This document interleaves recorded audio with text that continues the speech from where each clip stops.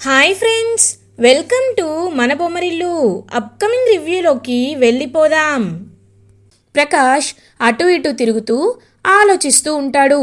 ఇంకా అనన్య చెప్పిన మాటల్ని, ప్లాన్ని గుర్తు చేసుకుంటూ, లేదు, ఈ అనన్య గారు చెప్పిన ప్లాన్ చాలా టైం పట్టేస్తుంది. అయినా ఆ ఆనంద భైరవి గారి గురించి నేను చాలా విన్నాను. అమ్మో, మనిషి చూడ్డానికి సాఫ్ట్గా కనిపిస్తుంది కానీ చాలా చాలా డేంజరస్. తను అనుకుందంటే ఏదైనా సాధిస్తుంది. కాబట్టి అలాంటి మేడం చేతికి నేను దొరకను.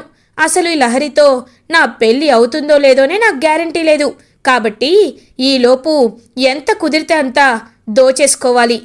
ఎలాగో నా చేతిలో ఆ ఆకాశరామన్న ఉంది కదా, అలాగే ఫోన్ చేసి నాకు ఫ్లాట్ రాసి ఇవ్వమని అడుగుతాను. లక్కీగా రాసిస్తుంది. అప్పుడు నాకు సేఫ్టీ అయినా ఉంటుంది అని బ్లాక్మెయిలర్గా వేరే నెంబర్ నుండి లహరికి కాల్ చేస్తాడు వీడైతే. ఇంకా లహరికి కాల్ చేసి బ్లాక్మెయిలర్గా మాట్లాడుతూ ఉంటాడు ప్రకాష్. లహరి కాల్ లిఫ్ట్ చేస్తుంది. హలో, ఎవరు అని అంటుంది. అదేంటి గుర్తుపట్టలేదా? అదే నీ శ్రేయోభిలాషి. నువ్వు మర్డర్ చేస్తుంటే చూసి నీకు లెటర్స్ రాశాను కదా అని గొంతు మార్చి మాట్లాడుతూ ఉంటాడు. ఒక్కసారిగా షాక్ అయిపోతుంది లహరి. రేయ్, ఎవడ్రా నువ్వు? ఏం కావాలరా నీకు అని అడుగుతుంది. వావ్, నువ్వు సూపర్, పాయింట్కి వచ్చేసావు. చెప్తా. మీకు బంజారా హిల్స్లో ఫ్లాట్ ఉంది కదా, ఆ ఫ్లాట్ డాక్యుమెంట్స్ కావాలి. ఆ ఫ్లాట్ నా పేరు మీద ఉండాలి.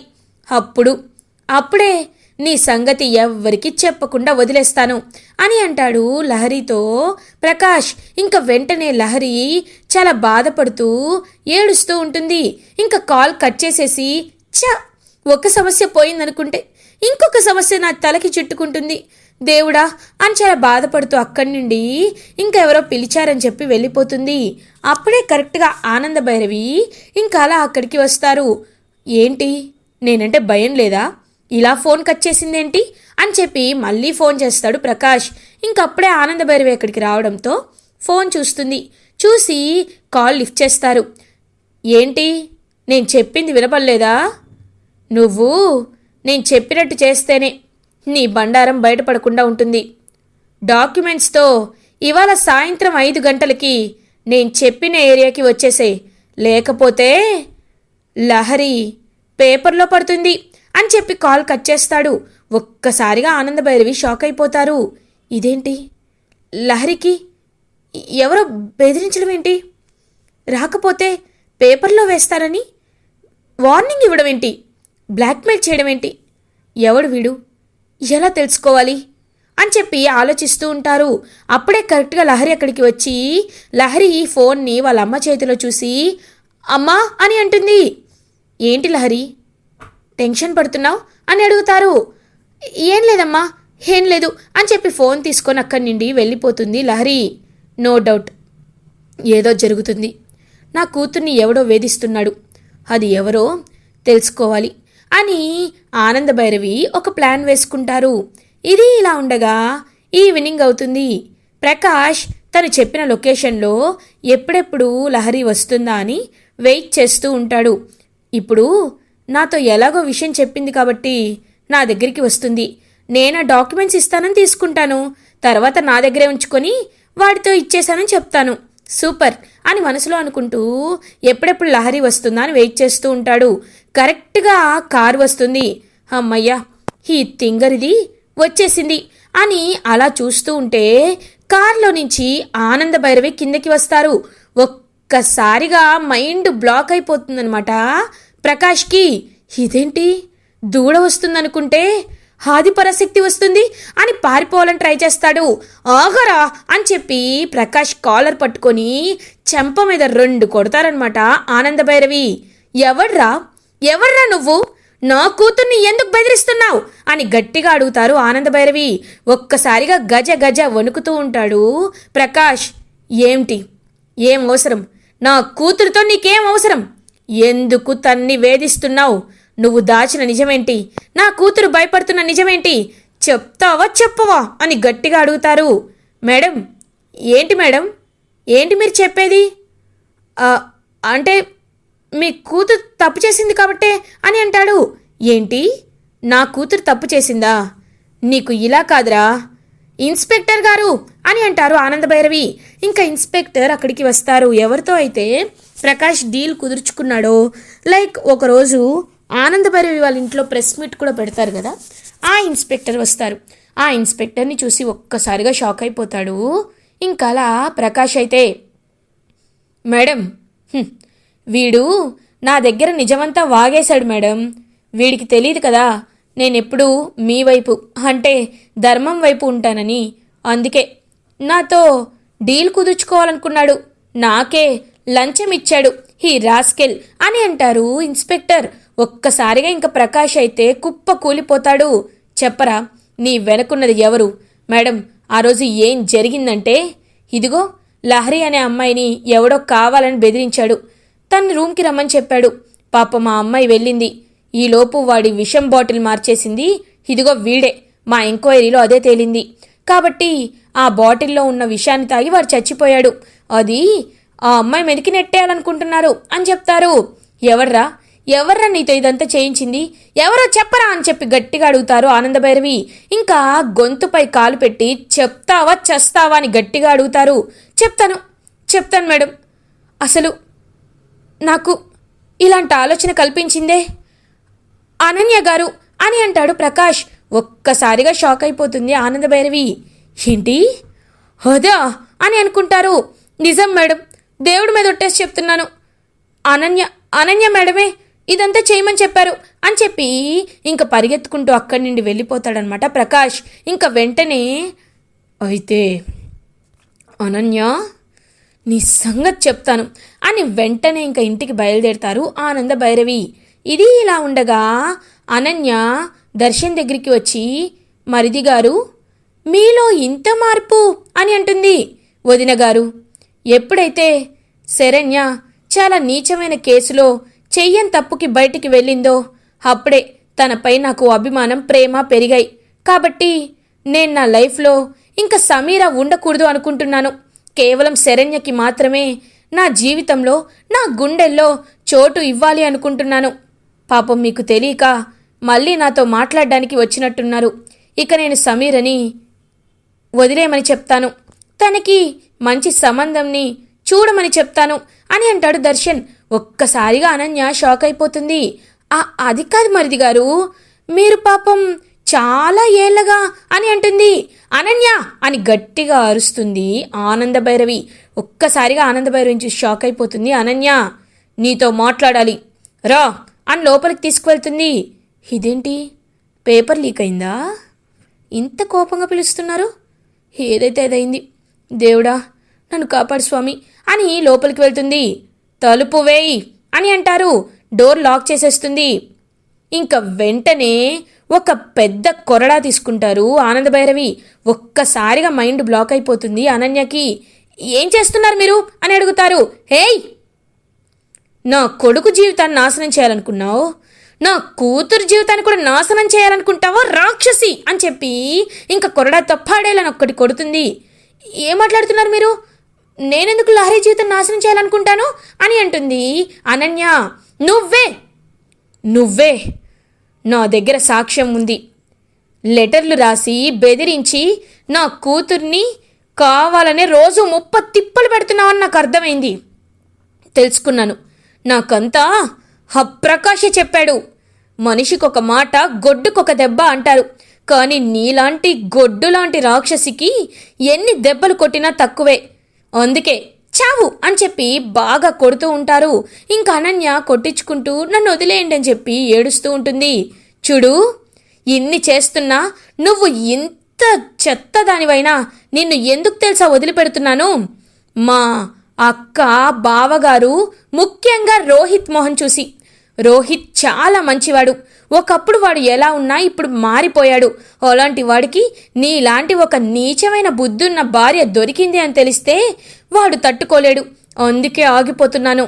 లేకపోతే నీ రోహిత్కి నీ సంగతి చెప్తే రోహిత్ నిన్ను ఏం చేస్తాడో తెలుసా అని అడుగుతారు ఆనందభైరవి. అత్తయ్య గారు, వద్దు, తప్పు చేశానండి. ఏదో పెద్ద మనసు చేసుకొని వదిలేయండి. ఇంకెప్పుడు ఇలా చేయనండి. దయచేసి మా వారికి చెప్పకండి. ఆయన అసలే కోపిష్టి. ఖచ్చితంగా నన్ను చంపేస్తాడు, ప్లీజ్ అండి అని చెప్పి ఆనందభైరవి కాలు పట్టుకుంటుంది అనన్య. ఎలా ఇంకొకసారి నీ వల్లే కాదు, ఎవరి వల్లైనా నా కూతురు జీవితం కానీ నా కొడుకు జీవితం కానీ నాశనం అయ్యిందంటే నీ ఒంటికున్న చర్మం తీసి ఎండ పెడతా అని చెప్పి గట్టిగా తిట్టి ఇంకక్కడి నుండి వెళ్ళిపోతారు ఆనందభైరవి. అమ్మయ్యా, ఇవాటికి తప్పించుకున్నాను.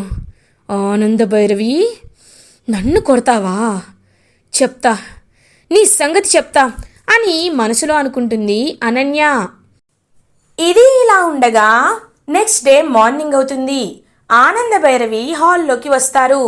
దర్శన్, శరణ్య, రోహిత్, అనన్య త్వరగా రండి అని పిలుస్తూ ఉంటారు. దర్శన్, శరణ్య హాల్లోకి వస్తారు. రోహిత్, అనన్య చూస్తూ ఉంటారు. పిన్ని, ఏమైంది అని అడుగుతారు రోహిత్.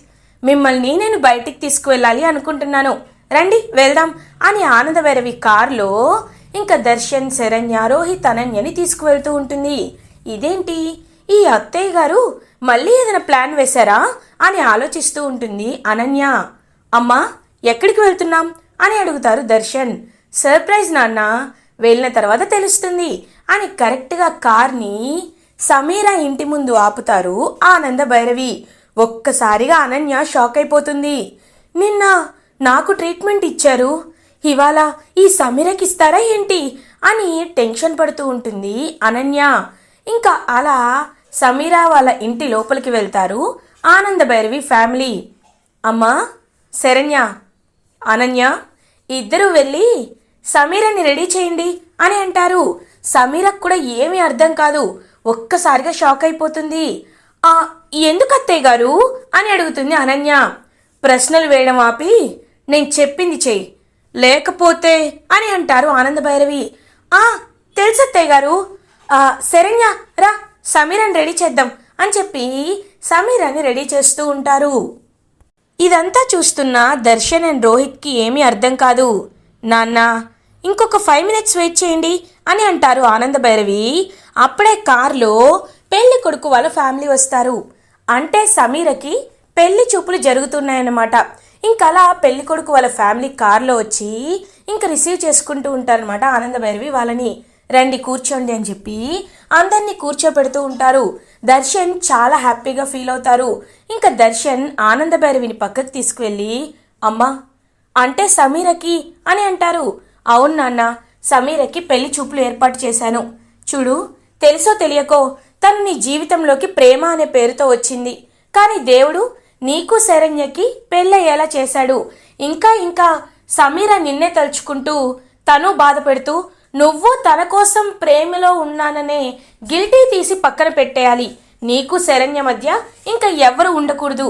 అందుకే నేనే పెళ్లి పెద్దగా మారి సమీరకి దగ్గరుండి పెళ్లి చేయాలనుకుంటున్నాను అని అంటారు ఆనందభైరవి.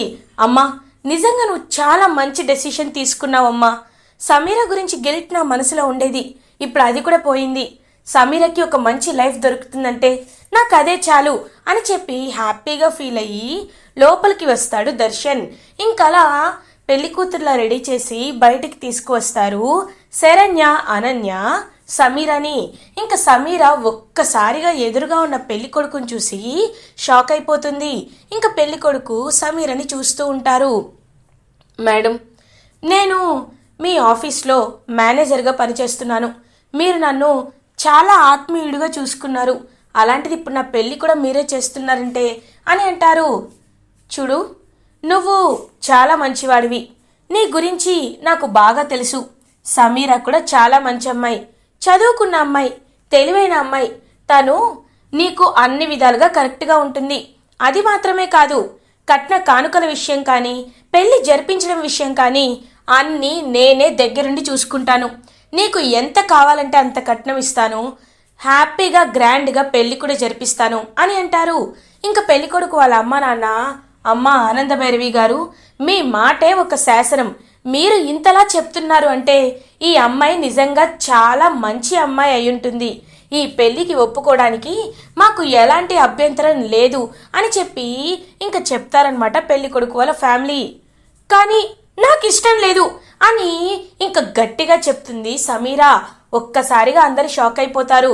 సమీరా అని చెప్పి ఆనందభైరవి సమీరని లాక్కొని పక్కకి వెళ్ళిపోతూ ఉంటారు. ఏంటి సమీరా అంటే ఇంకా ఇంకా ఏం చెయ్యాలనుకుంటున్నావు నా కొడుకు జీవితాన్ని అని అడుగుతారు ఆనందభైరవి. ఆంటీ మీరు ఎన్నైనా చెప్పండి, నేను దర్శన్ని అని అంటారు. చూడు సమీరా, ఓహో అంటే నువ్వు దర్శన్ని వదిలిపెట్టవన్నమాట. సరే మరి ఈ సాక్ష్యాల సంగతి ఏంటి, జైలుకు వెళ్తావా అని అడుగుతారు ఆనందభైరవి. ఒక్కసారిగా సమీరా షాక్ అయిపోతుంది. చూడు సమీరా, ఆ రోజు నా కోడలు ఎలాంటి తప్పు చేయకపోయినా అలాంటి కేసులో నువ్వే తన్ని ఇరికించావనే సాక్ష్యం నా దగ్గర ఉంది. అది మాత్రమే కాదు, నిన్న అసలు శరణ్యకి ఎలా యాక్సిడెంట్ అయిందని తెలుసుకొని ఎంక్వైరీ చేస్తే నా ఎంక్వైరీలో నువ్వే ఆటో డ్రైవర్కి డబ్బులు ఇచ్చావని కూడా తేలింది. ఈ 2 విషయాల్ని కోర్టులో పెట్టాననుకో, అది కూడా కాదు, శరణ్యని కిడ్నాప్ చేసిన కేసులో నిన్ను పోలీస్ స్టేషన్లో పెట్టారు. కోర్టుకి ఇంకా నిన్ను అటెండ్ అవ్వలేదు. నేను ఒక్కసారి చిటికేస్తే నువ్వు జైల్లో ఉంటావు. నీకు కనీసం 10 ఏళ్ల జైలు శిక్ష పడుతుంది. చెప్పు, పెళ్లి చేసుకొని కొత్త జీవితాన్ని స్టార్ట్ చేసి హ్యాపీగా ఉంటావా, లేకపోతే కారాగారంలో మగ్గిపోతావా? చాయిస్ నీదే అని అంటారు ఆనందభైరవి. ఒక్కసారిగా షాక్ అయిపోతుంది సమీరా. వద్దు, నాకు జైలు జీవితం వద్దు అని అంటుంది కదా. అప్పుడు ఆ అబ్బాయిని పెళ్లి చేసుకో, తను చాలా మంచివాడు, రా అని చెప్పి లోపలికి తీసుకువస్తారు. చూడండి, మీకు నచ్చితేనే ఈ పెళ్లి జరుగుతుంది అని అంటాడు పెళ్లి కొడుకు. లేదు, నాకు ఈ పెళ్లి ఇష్టమే అని అంటుంది సమీరా. ఇంకా దర్శన్, శరణ్య, రోహిత్ హ్యాపీగా ఫీల్ అవుతారు.